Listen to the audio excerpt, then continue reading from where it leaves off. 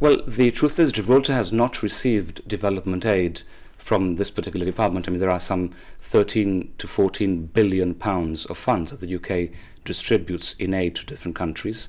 The Department for International Development allocates the aid to different countries. What the Prime Minister seemed to be arguing, from what I heard, was that the Foreign Office will give this a more foreign policy orientated dimension to the aid that is given. That is how I understood it. So Gibraltar has not received development aid from the United Kingdom since 1986. That's more than 30 years ago now.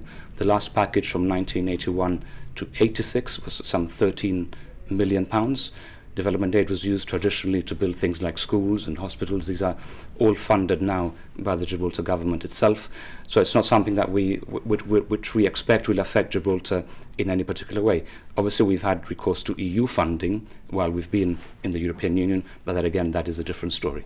We're discussing the aid element of this, but all of Gibraltar's international relations fall under the Foreign Office.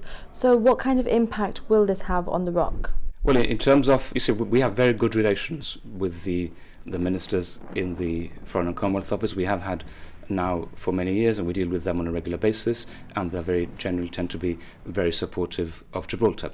Now, already there are 7 junior ministers in the Foreign Office that are also ministers in the Department of International Development at the same time.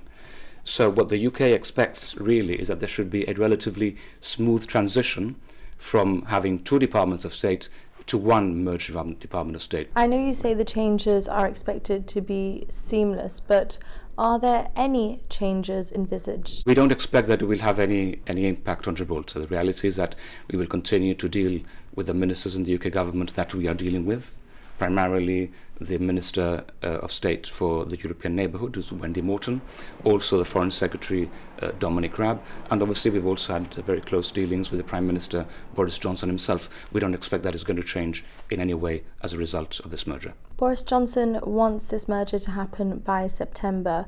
With the Brexit deadline now firmly fixed, what impact will this have on Brexit negotiations and more closely on the ROC's Brexit negotiations? Well, I don't expect it to have an impact on Brexit, other than in the way the UK organises its own internal administration. The Prime Minister has made it very clear the UK will not ask for an extension. I mean, that there is time until the end of June to ask for a 1-year extension or a 2-year extension.